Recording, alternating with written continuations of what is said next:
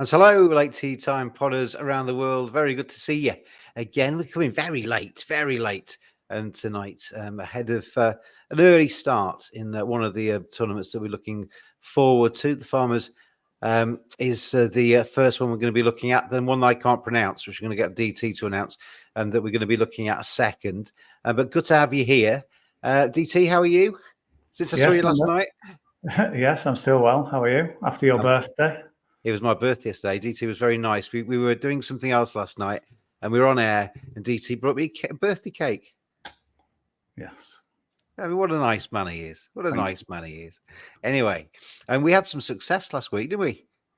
We did. We had the 1-2 in the Dubai Desert Classic. We put up 2 picks, Rory McIlroy and Adrian Meronk, first and second. Yeah, so we went Rory all different types of ways, but Rory was 3-1 to win it, and he did. And Adrian Meronk was 22-1. We had him 6 places, so he easily got the place. So a result. Yeah, I mean, we said with Rory there were other ways, as you say, but we did say to sort of weight your staking plan, put a chunk on the win bet, and then have a bit more on these side bets of leading after all 4 rounds. In fact, he did the virtual opposite to that, didn't he? Came from way back at halfway. I think I saw that he touched 20-1 maybe at one point. And then he stormed through on Saturday to get in contention and then completed the job on Sunday. So, yeah, well done, Rory.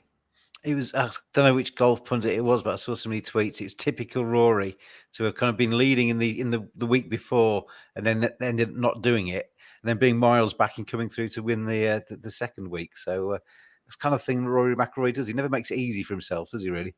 Yeah, there's always some sort of drama normally at some point. But, at the end of the day, I mean, he does love that tournament, doesn't he? That's his 4th win. So we'll see that this week when we discuss some of the events. Well, the Farmers in particular, that is a tournament that the same players seem to win. Well, I've brought it up on the screen. Farmers Insurance Open is the first one we're going to be looking at. Before we do, hello to Stephen Ford, who said hello on the live stream. So hello to you, Stephen. Nice to have you here. And a few people watching at the moment, so good to have you with us. But the Farmers Insurance Open, I'll bring you the prices up along the bottom for this one. These were from a few hours ago, but they're probably going to be roughly the same. Xander Schauffele, 10-1. Colin Morikawa, 11s. You've got Patrick Cantlay at 12-1. Max Homa, 14s. Ludwig Aberg is 20-1. Sanjay Im, 22s. Jason Day, 25s. Same for Tony Finau. And Min Woo Lee's at 25s as well. The rest are bigger. We always say we come as late as possible, but we're kind of a day earlier, but we're as late as possible because this one kind of starts at a weird time, doesn't it? Yeah, because of the NFL playoffs, they kind of shunt this one forward a day. I think they've done that the last 3 years. So we're Wednesday to Saturday this week. So we're doing this pod Tuesday night. So get your bets on because it starts tomorrow, Wednesday that is. So we've had to just not rush, but just sort of be on our game a little bit more. And obviously they move everything forward. So we have had some interviews, which I've been through that have just literally just come in the last couple of hours. So I've been looking at those and it has produced a couple of bets, James. Okay. Sorry, just before we get onto those, there's a target just above your head that I'm dying to shoot something up anyway, on the wall behind you. But anyway, we'll leave that alone. It's Keith Moon from The Who. It's like a mod target. Yeah. Like a canvas that I've got of Keith Moon. Well, next week I'm going to get a bow and arrow and see if I can get it right into the middle. Anyway, the press conferences, where's that led us for the Farmers? Yeah, I mean, you'll love this because this is kind of what we do, isn't it? This is the old high school connection. It involves Michael Kim. Okay. Kim, we seem to enjoy the Kims on this podcast, but I don't know if you've seen Michael Kim on Twitter /X. He's got one of the best accounts going. He just says lots of interesting stuff on there, tells you about his game, tells you little inside bits. So he's worth checking in any event.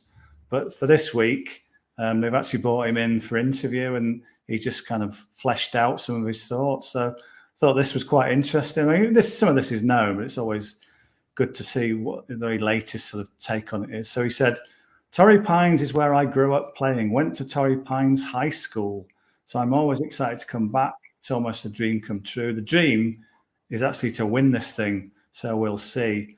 Pebble Beach, which is next week, that's further up the west coast, is also another obviously really cool place, having gone to school at Cal near there.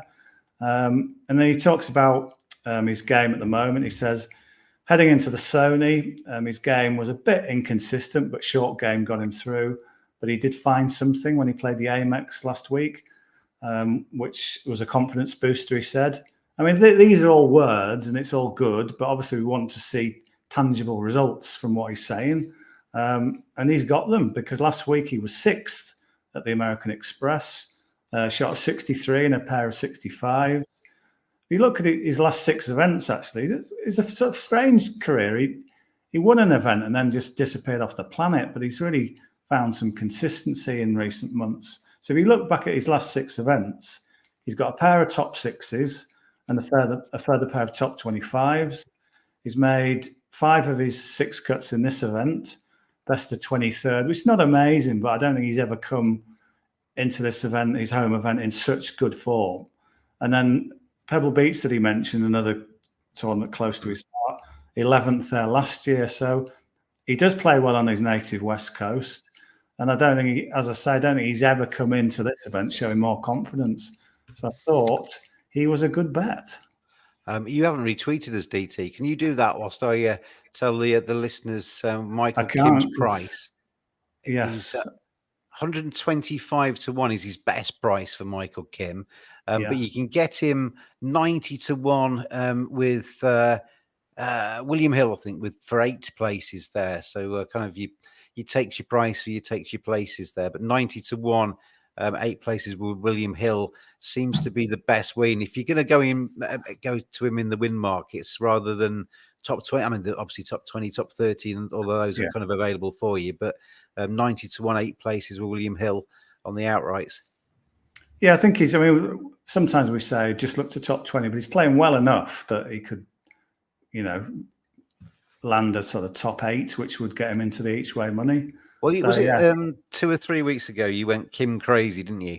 We had 2 Kims going for us. And when I was looking at the leaderboard, it was Michael Kim that was actually playing better. So we finally caught up with it and got Michael Kim onto the Late to Tea Time podcast betting slip. Yeah, Michael Kim we've got on side. And as I say, he's shown flickers every now and again, but now this is a sustained comeback and he's in really good form. So it'll be great. And this event, it's a really good one for the locals. I mean, I know we sort of lean on this local angle quite a bit, but they interviewed Max Homer literally half an hour before we came on to do this podcast, and he was saying how he's a local. He used to come down here when he was at school and college and watch Tiger play, because Tiger won this event 7 times, amazingly. Won the US Open here on one leg famously when he was absolutely crocked. Max Homer's got that thing, and it's just there's a lot. You go down through the winners down the years, and you've got all sorts of Californian players doing well. So hopefully Michael Kim can add to that tradition. Obviously Tiger himself, but born in California, as was Phil Mickelson, who won here a few times. So it is a thing. Are we interested in Max Homer because of that as well then? Well, he's the defending champion. He's a little bit short, really. I think you've got him at 14. So, he should go well, but he doesn't leap out as a special bet. I think he quite a bigger price last year. So we'll leave him for now. I like him though. I like him as a golfer. He's a good fella, yeah. You talk about people on social media. He's another one, isn't he? Well, actually, Michael Kim said it was because of Max Homer that he thought, I could do a bit more with my social media. So Max Homer was a bit of a trailblazer on that front. So hopefully Michael Kim follows him into the winner's circle here. That would be a nice way. That's the first tractor off the rank then for the Farmers Insurance Open. Have we got another one? We have, yes. We have, yes. Go for it. Keegan Bradley. Okay. Keegan Bradley, yes. Who you have typed out. I saw his name going across there a little while ago. I copied and pasted rather than typed. Well, however you got there, his name is up there. Don't reveal behind the magician's cloth. So Keegan Bradley, one little thing he pointed out was he said the rough is insane. I don't know if they haven't been able to cut it because of how wet it is. He said, I would assume they're going to try and cut it because it's chip out, it's US Open style rough. So we'll see. They said that to Max Homer, actually, and he said, yeah, it is playing wet at the minute, but he thinks it'll dry out. But if you did kind of follow that inside course knowledge, you might go for a big straight hitter more than you might have done. But Keegan Bradley can give it a wallop, so that's fine. He says, I love the Farmers and Torrey Pines. The course is tough. The atmosphere is great. I love coming back here. I'm coming up on some courses that I love and a stretch of the schedule that I love. So I feel I'm in great shape. I'm in a great spot to go out and have another great week. He said he's trying to climb the world rankings. He's got a best ever of 10th. He wants to get better than that. And he also revealed that in the off season, the thing he worked on was his chipping. So he did a lot of that. He feels he needs that to be sharper to contend in majors and on tough courses like this. And again, I just checked to see if it had actually, worked. And he was 7th for scrambling at the Sony Open last time. So it does seem the hours he's put in. So again, it's like, these are good words, but what's he been doing? Well, he was runner-up a couple of weeks ago at the Sony Open, had the 54-hole lead. And then on this course, he was also runner-up last year. He was 5th in 2018, 4th in 2017. So absolutely loves the course. He's banging form. So it's not often you can get sort of, because it's a good field. I mean, 33 to 1, I think it's a really quite a big price. Yeah. Yeah, if you go down the same William Hill route for 8 places, you can get him at 28s, 33 to 1, 6 places elsewhere. Yeah, this time, I know sometimes we go for the bigger price. This time, the sort of better place. So this time I want to go for the 33 to 1. I want to get the biggest price I can, really. Okay, so Keegan Bradley is the other name, the other tractor off the rank on the Farmers. I like that joke. And Farmers Insurance Open. And then, is that us done with the Farmers? Yeah, there are 2 picks, Michael Kim and Keegan Bradley. So we'll take that off the screen and we'll bring on our other event that we're going to be looking at this week, which is the Ras Al Khaimah Championship. I'll try it. I don't know if that's how you pronounce it, but that's how I'm going to pronounce it. The Ras Al Khaimah Championship. And if we look at the top end of the market in this one, I've not got it on the screen, but Rasmus Højgaard is 11 to 1. Thorbjørn Olsen is in their 18s. You've got Jordan Smith 18s. Tristan Lawrence is 22s. Xander Lombard 22s. 25 to 1 for Yannick Paul. Laurie Cantor is 30s, and the rest are a little bit bigger than that. But who do you fancy, DT? Yeah, well, the good news is someone you've not read out yet. So good. Big price then. A bigger price. And the man in question is Hao Tong Lee, the Chinese player who was tremendously entertaining. I watched all of the last round of the Dubai Desert Classic. He was fantastic. There's a bit kind of all over the place at times, but holding some great putts. He was just laughing his head off when one putt went in to pull off a ridiculous par save. Really popular guy who did get quite high in the world rankings at one point, but his game then vanished. But he's coming back. So he was talking about that. He was interviewed today, Tuesday. He says, I was talking about kind of this journey he's had to come back on. He was saying, I was trying super hard. I played every single day during the winter time. So many people behind me, parents, friends, telling me how good I am, reminding me I can do this. I've been thinking that if I'd worked this hard and still couldn't make it, perhaps I should find something else to do.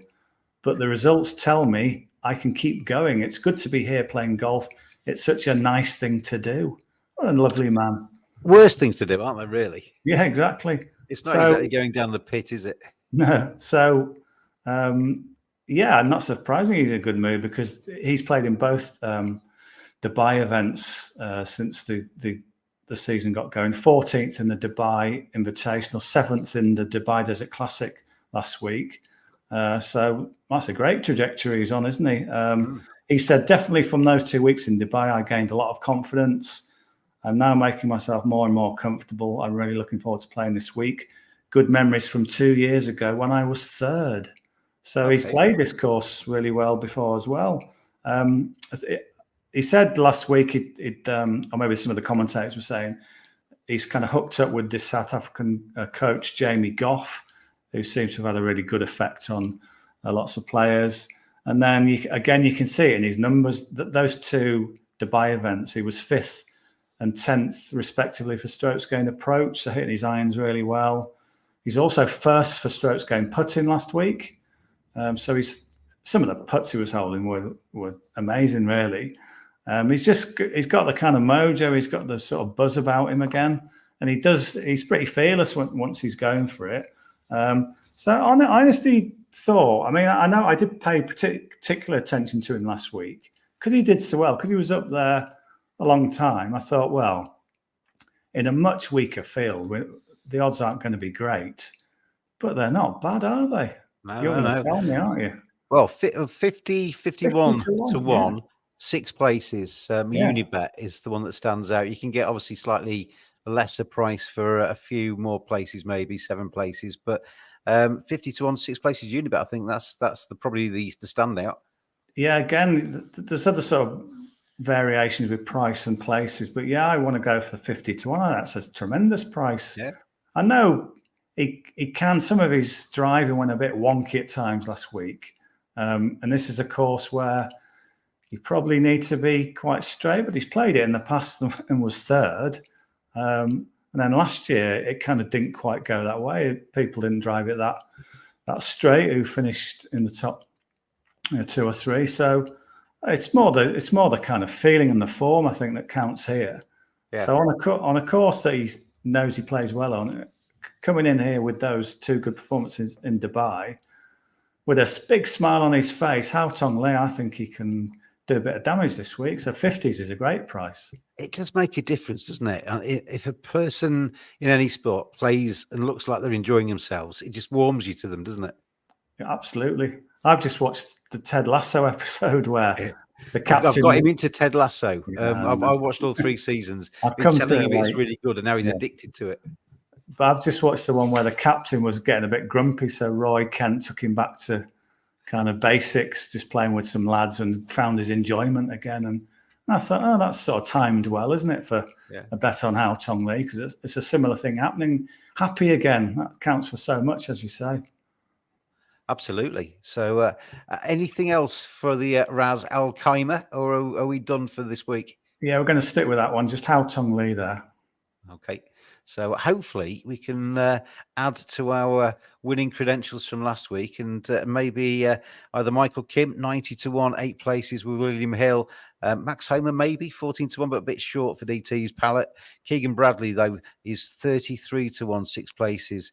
Kind of around about this number of bookies offering that on Keegan Bradley. So that is at the Farmers Insurance Open. That starts tomorrow. So make sure you get your bets on. When I say tomorrow, depending on when you're listening to this, Wednesday. That starts. And Hao Tong Lee, 50 to 1, 6 places Unibet. Is that a normal Thursday start for that one? Yeah, very early Thursday morning, because it's in the United Arab Emirates. You need to get your bets on if you're in the UK Wednesday night before you go to bed. Yeah, so they're the tournaments this weekend, everybody. Thank you, DT, as always. Always good to see you. And we will be back again at some stage next week, and trying to bring you some more winning bets on the Late Tea Time podcast, everybody. Gamble responsibly. This has been a sports broadcast media production, and we will see you again next time. Cheers, everybody. Bye.